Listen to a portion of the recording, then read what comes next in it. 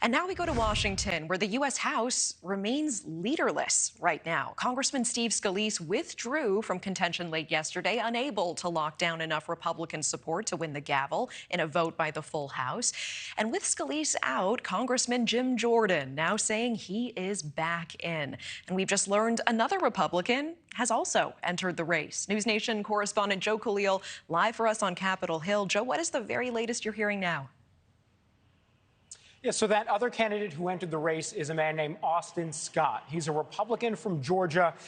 Not huge name ID outside of this building, but he threw his hat into the race nonetheless. So he and Jim Jordan right now are in a room with every other House Republican who is here anyway. They're going to be making their case in just, a few moments here. And then the conference is going to vote on their nominee to become Speaker. That's mechanically what's happening right now, Natasha. But I can tell you, talking to a dozen or so members and staff as they were walking into that room just moments ago, there is some hope, but not a lot of realistic optimism that the party is where it needs to be to unite behind one person and elect them as Speaker. Remember, 217 votes. That's what any one person in the House is going to need to become Speaker, and that means essentially the entire House Republican Conference is going to need to unite around one person. Now, Jim Jordan is in this race. He has, according to our sources, been trying to coalesce and get that support, talking to people privately behind closed doors.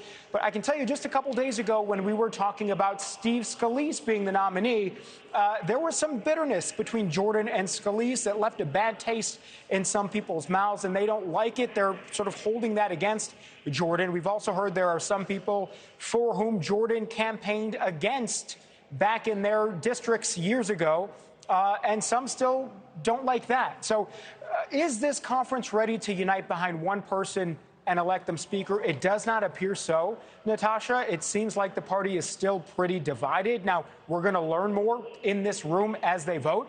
Potentially what we could see is if you have a room that's split, sort of 50-50 or close to it between Austin Scott votes and Jim Jordan votes, that's not a great sign.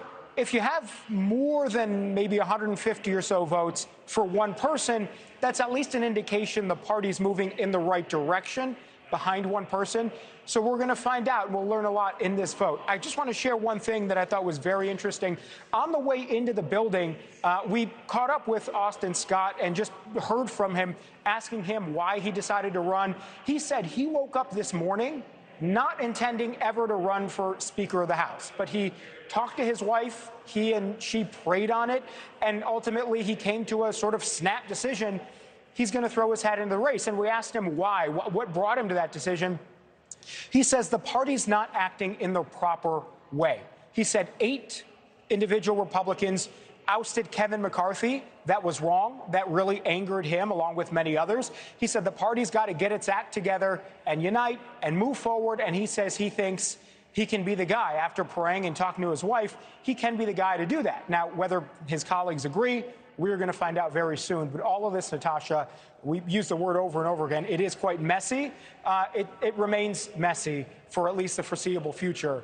So we'll get some updates here in a little while. Yeah, messy, fluid, whatever word you want to use for it. It's certainly evolving, and we appreciate you updating us with the very latest. Joe Connell live on Capitol Hill. Thank you. Thank you for watching. Go to newsnationnow.com to find NewsNation on your television provider. And don't forget to click the red subscribe button below to get more of NewsNation's fact-driven, unbiased coverage.